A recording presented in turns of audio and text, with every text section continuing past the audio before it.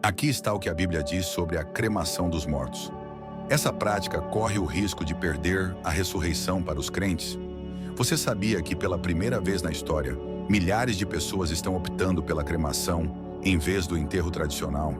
E de acordo com especialistas, essa tendência continuará a aumentar, potencialmente chegando a 70% dentro de uma década, como a escolha preferida em vez do enterro usual.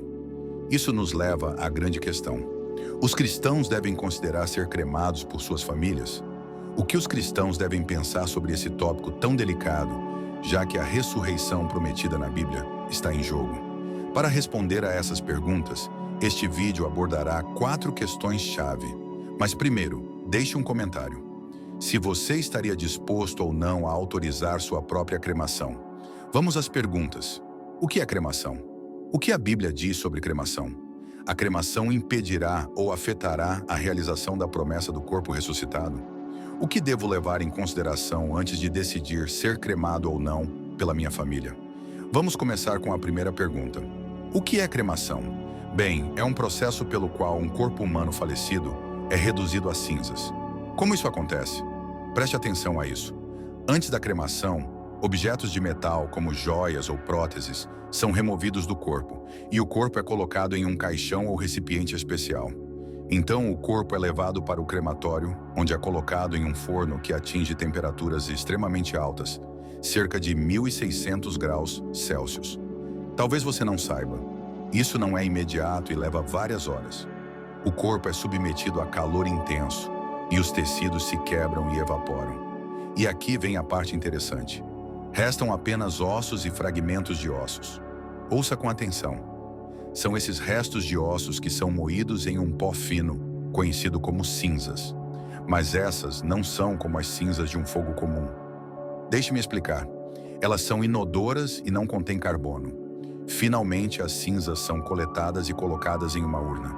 E o que se segue depende dos desejos do falecido ou a família deles. Enterre-os, espalhe-os ou guarde-os. Olhe para isso, pois isso vai te surpreender. A Bíblia diz em Gênesis capítulo 3, versículo 19: Com o suor do seu rosto você comerá o seu pão até que volte à terra, pois dela você foi formado, porque você é pó, e ao pó retornará. Você sabia? Esta declaração enfatiza nossa conexão com a terra e a mortalidade de nossos corpos. A cremação, em linha com esta ideia, representa um retorno a esta essência primordial. Quando um corpo passa pelo fogo, ele gradualmente se decompõe em cinzas, nos lembrando de nossa humildade e fragilidade. Além disso, a cremação ganhou popularidade devido a considerações ecológicas e mudanças culturais. Mais da metade dos americanos agora opta por esse método, reconhecendo sua eficiência espacial e menor impacto ambiental. Assim, no ciclo de vida e morte, a cremação se torna um eco de nossa origem e destino. Você sabia que, do ponto de vista científico, a cremação é considerada uma opção mais sustentável do que o enterro tradicional? Fique ligado, porque pesquisas mostram que os enterros convencionais exigem grandes áreas de terra e usam produtos químicos para embalsamamento, além de caixões de madeira e lápides. E talvez você não tenha parado para pensar que isso causa um impacto ambiental significativo. Se você fizer uma comparação, a cremação, embora use energia e emita carbono, ocupa menos espaço e usa menos recursos. E isso explica uma das razões para a crescente preferência por práticas mais ecológicas em si. E talvez você também não tenha pensado além do aspecto ambiental. Então, o fogo não carrega necessariamente conotações negativas. É importante lembrar que a prática do sepultamento também tem sido um símbolo de respeito e dignidade. Você sabia que Abraão comprou uma caverna em Macpela para enterrar sua esposa Sara, em Gênesis capítulo 23?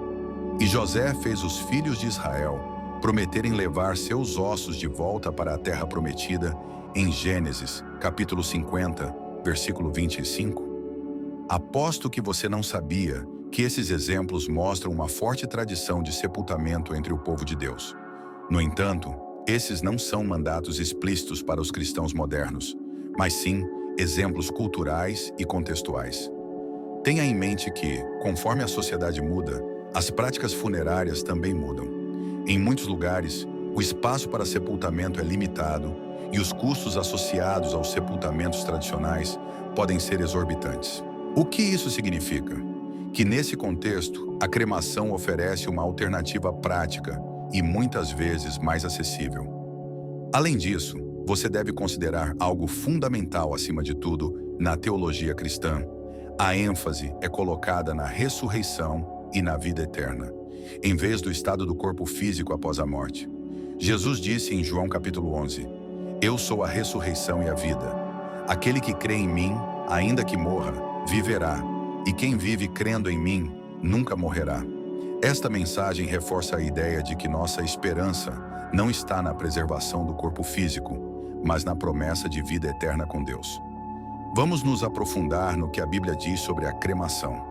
Um dos exemplos mais citados é o relato em 1 Samuel, capítulo 31. Após a derrota de Saul e seus filhos na batalha contra os filisteus, os israelitas recuperaram seus corpos. A Bíblia diz que todos os seus homens poderosos viajaram durante a noite para Bet-Sean e removeram os corpos de Saul e seus filhos do muro. Eles os trouxeram para Jabesh, onde queimaram os corpos. Então eles pegaram seus ossos e os enterraram sob a tamargueira em Jabesh, e jejuaram por 7 dias. Você já considerou que a escolha de queimar os corpos provavelmente se deveu à condição em que estavam, pois eles poderiam ter sido mutilados ou tão danificados que um enterro tradicional ou transportá-los para o enterro não era prático. O texto indica que os corpos foram retirados do muro, o que sugere que eles provavelmente estavam em um estado deplorável após a derrota e exposição pública. É bem possível que eles tenham sofrido mutilações ou danos significativos que tornaram um enterro tradicional difícil ou mesmo impossível. Nessas circunstâncias, a cremação pode ter sido a opção mais prática e respeitosa para descartar os restos mortais. Além disso, o fato de que os israelitas os transportaram de Bet-Sean para Jabesh para realizar a cremação e o subsequente enterro dos ossos indica que houve um esforço para dar a eles uma despedida digna, apesar das dificuldades. Os 7 dias de jejum também sugerem que esse era um processo cerimonial cheio de pesar. Portanto, em vez de ver esse episódio como um desvio das normas de sepultamento, parece que foi uma solução pragmática diante de circunstâncias trágicas. A cremação foi provavelmente escolhida como o método mais apropriado para honrar Saul e seus filhos, dada a condição de seus corpos. Esta passagem não parece indicar uma rejeição geral do sepultamento tradicional, mas sim uma adaptação às realidades práticas de uma situação extrema. Com base nisso, você acha que a cremação era uma prática comum no antigo Israel ou era uma exceção neste caso em particular? De acordo com a análise bíblica, a cremação parece ter sido uma prática excepcional no antigo Israel, em vez de uma prática costumeira. As evidências sugerem que a cultura tradicional de sepultamento em tumbas ou cavernas era a norma predominante naquela época e naquela cultura. Exemplos como os patriarcas e reis do Antigo Testamento, que foram enterrados em túmulos familiares, apoiam essa observação. A cremação parece ter sido mais uma exceção do que uma norma no Antigo Israel, reservada para situações excepcionais quando o enterro tradicional não era viável. O enterro continua a ser a prática dominante, refletida nos relatos bíblicos, mas o que vem a seguir, sem dúvida, irá surpreendê-lo. Você sabia que também há referências na Bíblia onde a incineração está ligada à pena de imolação, embora estas não se relacionem diretamente com a cremação voluntária ou como um método para descartar corpos? Em Gênesis, capítulo 38, versículo 24, é mencionado o caso de alguém que foi condenado a ser queimado por adultério, embora sua inocência tenha sido descoberta mais tarde. Em Levítico capítulo 20, versículo 20 a 1, a queima é prescrita como punição por certas transgressões envolvendo o corpo. Em Números capítulo 16, narra como um fogo do Senhor consumiu 250 homens que ofereceram incenso de forma imprópria. Finalmente, em Josué, ele e sua família são apedrejados e depois queimados devido ao pecado de pegar objetos proibidos. Observe isso para que você entenda. Essas passagens refletem o uso do fogo como um meio de punição ou purificação, mas não abordam especificamente a cremação como uma prática funerária. Em muitos casos, como naqueles que você acabou de ouvir, a queima de corpos foi associada à violação de leis e mandamentos, indicando uma forma de julgamento divino, em vez de uma diretiva sobre como lidar com restos mortais. Vamos olhar mais adiante. Em 2 Reis, capítulo 21, descreve como o rei Manassés praticou rituais abomináveis, incluindo o sacrifício de seu próprio filho no fogo. Embora não diretamente relacionado à cremação, ilustra a conexão entre fogo e atos religiosos extremos. Por outro lado, em 2 Reis, capítulo 23, o rei Josias confronta locais de adoração pagã e ordena que ossos humanos sejam queimados nos altares de Betel para contaminá-los. Embora a cremação, como a entendemos hoje, não seja explicitamente mencionada, esses eventos ressaltam a importância cultural e espiritual do fogo na antiguidade. Vamos analisar um pouco. Demonstrarei que, de uma perspectiva bíblica, o manuseio de ossos e restos mortais tem profundas implicações espirituais. Em Números capítulo 19, é estabelecido que quem tocar em alguém que foi morto e enterrado ficará impuro por 7 dias, sublinhando a visão da morte como um evento que cria separação ritual e requer purificação. Você entendeu isso? Isso deixou espaço para várias interpretações e adaptações dentro dos princípios cristãos. Por exemplo, algumas denominações cristãs aceitam a cremação como uma prática moderna e apropriada, desde que seja realizada com respeito e dignidade, enquanto outras a rejeitam devido às suas conotações históricas ou doutrinárias. Essa ambiguidade permite que as crenças e práticas funerárias cristãs evoluam, adaptando-se a novas realidades, sem perder de vista os princípios fundamentais de respeito e reverência pelo falecido. Deixe-me explicar agora de uma perspectiva ambiental. Você sabia que a cremação tem uma pegada ecológica menor por várias razões? Primeiro, requer menos espaço do que os cemitérios tradicionais, liberando terra para outros propósitos. Além disso, evita a liberação de metano durante a decomposição dos corpos, um gás de efeito estufa que danifica o meio ambiente. Segundo, e isso de fato representa uma economia significativa, é que a cremação usa menos recursos materiais, como caixões e lápides, reduzindo seu impacto ambiental. No entanto, vou revelar algo que vai te surpreender ainda mais.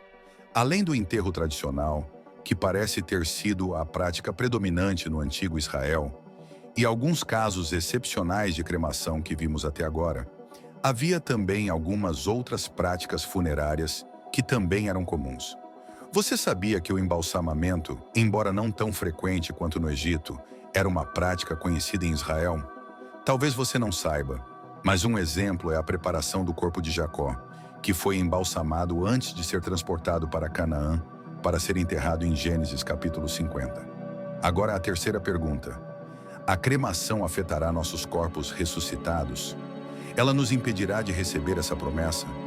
Vamos explorar alguns princípios bíblicos relevantes para determinar a resposta. Vamos analisar isso em relação aos corpos glorificados. Em 1 Coríntios, versículo 15, o apóstolo Paulo fala sobre os corpos ressuscitados. Ele descreve como nossos corpos mortais serão transformados em corpos incorruptíveis, gloriosos e espirituais. Não importa se fomos enterrados, cremados ou perdidos no mar. Deus tem o poder de nos ressuscitar e nos conceder um novo corpo. Aqui o apóstolo Paulo aborda a questão de que nossos corpos são enterrados em humilhação. Mas o que isso significa? Significa que a morte é um lembrete de nossa fragilidade e limitações humanas. Mas a boa notícia é que eles serão ressuscitados em glória. Isso significa que nossos corpos transformados refletirão a majestade e a perfeição divinas. Ele também fala sobre a transformação da fraqueza para a força. Nossos corpos atuais são vulneráveis, sujeitos a doenças, dor e envelhecimento. No entanto, na ressurreição, seguindo o ensinamento de Paulo, eles serão revestidos de força e não serão mais limitados por fraquezas terrenas. Ele ainda explica que eles passarão do natural para o espiritual. Nossos corpos atuais são naturais, adequados para esta vida na terra, mas na ressurreição eles serão espirituais. O que isso significa? não significa que seremos fantasmas ou entidades etéreas, mas que nossos corpos estarão em harmonia com o Espírito de Deus, livres de limitações físicas e conectados à vida eterna. Agora vem uma análise surpreendente. Preste atenção em relação à liberdade de Deus. A Bíblia também enfatiza a soberania de Deus. Ele tem o poder de restaurar e transformar qualquer corpo, independentemente de seu estado original. A cremação não limita a capacidade de Deus de cumprir suas promessas. Vamos explorar esse tópico com mais detalhes. A Bíblia apresenta Deus como o Criador e sustentador de todo o universo. Seu poder é infinito e não é limitado por leis naturais ou circunstâncias humanas. No contexto da ressurreição, essa ideia é crucial. Deus tem o poder de restaurar e transformar até mesmo além do que podemos compreender. Em 1 Tessalonicenses 4, há a pedra angular da promessa da ressurreição. Ela descreve um evento futuro quando Jesus retornará. Quando isso acontecer, aqueles que morreram em Cristo ressuscitarão primeiro. Então aqueles que estiverem vivos naquele momento serão arrebatados junto com os ressuscitados para encontrar o Senhor nos ares. Isso se refere à reunião de todos os crentes com Jesus. É importante destacar a independência do estado físico. Observe que o versículo enfatiza que os mortos em Cristo ressuscitarão independentemente de seu estado físico anterior. Aqui está a principal lição. Preste bastante atenção. Não importa se eles foram enterrados, cremados ou até mesmo perdidos no mar. Deus tem o poder de restaurar e transformar qualquer corpo. A ressurreição implica uma mudança radical para corpos incorruptíveis e gloriosos. Agora, a pergunta mais desafiadora. Sou cristão e estou considerando a cremação. O que devo levar em conta? Há vários aspectos que você deve analisar para tomar uma decisão informada e estar em paz com sua fé. Primeiro, considere a doutrina e os ensinamentos de sua igreja. O que sua congregação pensa? Pense se você pertence a uma. Honestamente, alguns, como a da Igreja Católica, agora permitem a cremação, desde que não seja escolhida por razões contrárias à fé cristã, e que os restos mortais sejam tratados com respeito, incluindo o sepultamento em um lugar sagrado. Outras denominações protestantes podem ter uma visão mais aberta ou mais restritiva. É importante saber a posição específica da sua igreja sobre cremação. Segundo, considere o significado espiritual e teológico da cremação em termos de como ela se alinha com suas crenças sobre a ressurreição e a vida eterna. Algumas interpretações bíblicas enfatizam o sepultamento tradicional na terra como uma forma de simbolizar a esperança na ressurreição corporal, enquanto outras podem ver a cremação como um processo igualmente válido, desde que seja realizado com o devido respeito e dignidade. Terceiro, reflita sobre os rituais e costumes associados à morte e ao sepultamento em sua comunidade de fé. Converse com seu pastor ou líder espiritual sobre como essas práticas podem ser adaptadas para honrar tanto seus desejos quanto as tradições de sua fé. Quarto, avalie o impacto na família e na comunidade. Pense em como sua família e amigos se sentiriam sobre a cremação. Morte e funerais são momentos profundamente pessoais, e é importante que a decisão seja respeitosa e compreensível para seus entes queridos. Discutir abertamente seus desejos pode ajudar a evitar mal-entendidos e garantir que suas intenções sejam honradas. Quinto, considere os aspectos práticos e legais. Investigue as leis locais e os regulamentos de cremação em sua área. Além disso, considere os aspectos práticos e financeiros. A cremação pode ser menos custosa do que o enterro tradicional, mas é essencial planejar adequadamente todos os detalhes, incluindo o manuseio das cinzas. Sexto, considere respeitar a memória e o legado. Garanta que o processo de cremação respeite sua memória e legado de uma forma que seja significativa para você e sua fé. Isso pode incluir escolher um lugar apropriado para as cinzas, como um columbário, um cemitério ou um lugar especial que tenha significado espiritual para você. Por fim, busque uma decisão que lhe traga paz interior.